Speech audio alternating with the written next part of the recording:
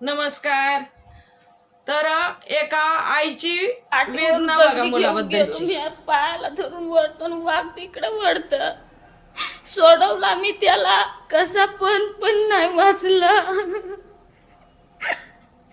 मग त्याच्या पाठीवर गेलो मी, वाघाच्या उडी टाकली.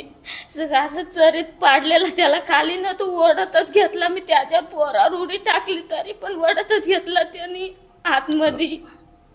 पाठीवर गेलो, दगडी बिगडी टाकली, तेव्हा पायाला धरून असं हिसकलं मी. तेव्हा त्याला सोडवून उचलून आणलं बाहेर. त्या माणसाने लगेच इथं आणलं, तिथंच हलवत नव्हता.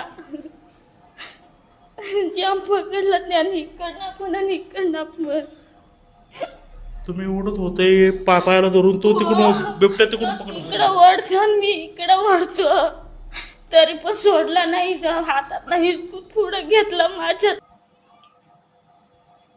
तर ही एक गरीब कुटुंब आहे आणि स्वतःच्या गावात कामं वगैरे लागत नाही ती, आणि स्वतःचं पोट पाणी लेकरा बाळाचं भागत नाही म्हणून स्वतःचं गाव सोडून दुसऱ्याच्या गावाला जगाय आलेलं कुटुंब आहे ही. आणि लोकांच्या शेतात 300 रुपये मजुरीनं काम करत स्वतःचं पोट भागवत होते. आणि लोकांच्या शेतात काम करत असताना ह्यांच्या मुलाला बिबट्याने येऊन झडप घातली. आणि आईनं बघितलं की बिबट्या झडप घातली आहे बिबट्यानं म्हणून, तर आईनं दगड उचलून त्या बिबट्याला घालायला चालू केली, ती मारायला चालू केले. पण बिबट्या काय लेकरू सोडायला तयार नाही.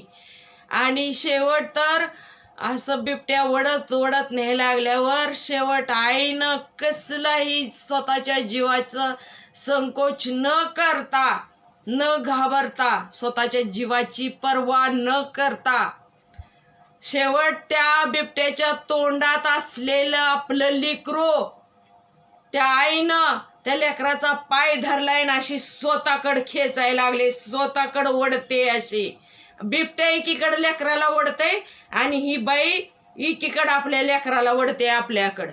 पण बिबट्यानं काही लेकरू सोडलेलं नाही. तर आज त्या बिचारीनं 9 महिने त्या लेकराला पोटात वाढवलं. काय एक वेदना तिला झाल्या नसत्याल्या. अरे ठेस लागली तर माणूस आई ग म्हणतं, पण 9 महिने लेकरू पोटात सांभाळायचं म्हणजे काही चेष्टा नाही. तिला पावली वेदना झालेल्या असत्या त्या. आणि आज 10-12 वर्ष लेकरू सांभाळायचं आणि एक दिवस 5 मिनिटात बिबट्याच्या हवाली करून मोकळं व्हायचं, ती बी डोळ्यात देखत. केवढं मोठं दुःख आहे.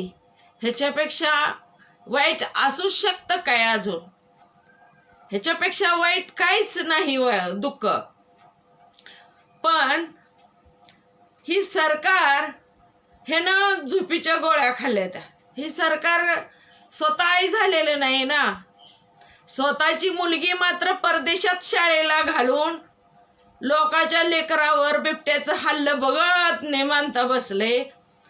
फडणवीस साहेब, तुम्ही राज्यकर्ते आहात, तुम्ही मुख्यमंत्री आहात, तुम्ही आत्तापर्यंत किती लेकरांचं बिबट्यानं जीव घेतला. तुम्ही आत्तापर्यंत काहीतरी करायला पाहिजे होतं एवढ्या दिवसात, पण तुम्ही मात्र काहीच करायला तयार नाही. तुम्ही न्यूज ऐकता, सगळं करता, ऐकता आणि सोडून देता. तुम्हाला ह्या महाराष्ट्रातली जनता म्हणजे किडीमुंगीसारखे वाटायला लागले. तुम्ही ते बेदखल करून टाकले हे जनतेला. तुम्ही अजिबात त्याच्याकडे लक्ष देत नाही. पण मला एक म्हणायचं आहे की तुम्ही जर असं लोकांची लेकरं मारायला लागली, बिबट्याचं जर तुम्ही संरक्षण करू शकत नसाल तर सरळ सरळ तुम्ही राजीनामा द्या फडणवीस साहेब. तुम्ही राजीनामा दिलेलं चांगलं होईल. कारण का असं बिन तसं बी तुमच्याकडून काही होतच नाही. अपेक्षा करणं हा सुद्धा मूर्खपणा आहे, मूर्खपणा. कारण आतापर्यंत किती लेकरांचं बिबट्याने जीव घेतलं, पण ह्या सरकारनं कधीच दखल घेतलेली नाही. ही सरकार फक्त राजकारणात गुंग आहे. आणि ती वन विभाग मंत्री, ते तर मेंटल झालेला मंत्री, ती तर म्हणतो 1 कोटीच्या शेळ्या मेंढ्या वनात सोडायच्या.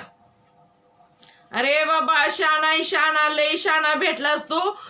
तुला मंत्री बी कोणी केलं काय माहिती. तू मंत्री होण्यापेक्षा तू शेळ्या राखायला गेला असता तर त्या शेळ्याच्या मागे भारी दिसला असता. तू मंत्री शोभत नाही. अरे बिबट्याचं संरक्षण करायचं सोडून कसला तुझा निर्णय ही शेळ्याने मेंढ्या वनात सोडायच्या आणि मग अजून बिबट्याला खाऊ पिऊ घालून अजून मोठं करून जनता मातीत घालतो काय सगळे.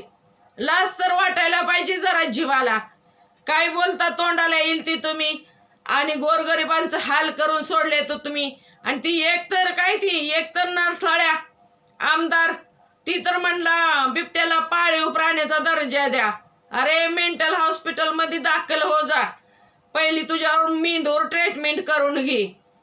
लाज वाटायला पाहिजे. बघ जरा ह्या आईच्या वेदना.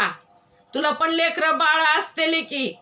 काय बोलता रे तुम्ही. तुम्हाला काय म्हणजे गोरगरिबी जनतेचं म्हणजे तुम्हाला काय क्यू म्हणून असं काहीच नाही. तुम्हाला मंत्री केला आमदार केला. आमच्या चुका झाल्या काय. आमच्या चुका झाल्या म्हणून आमची लेकरं बाळ मिली तर सुद्धा तुम्ही आमच्याकडे लक्ष देत नाही का. तुम्ही सगळ्यांनी सरळ सरळ राजीनामा द्या. तुमची चन होत नाही तर तुम्ही घरी बसा खुर्च्या खाली करा.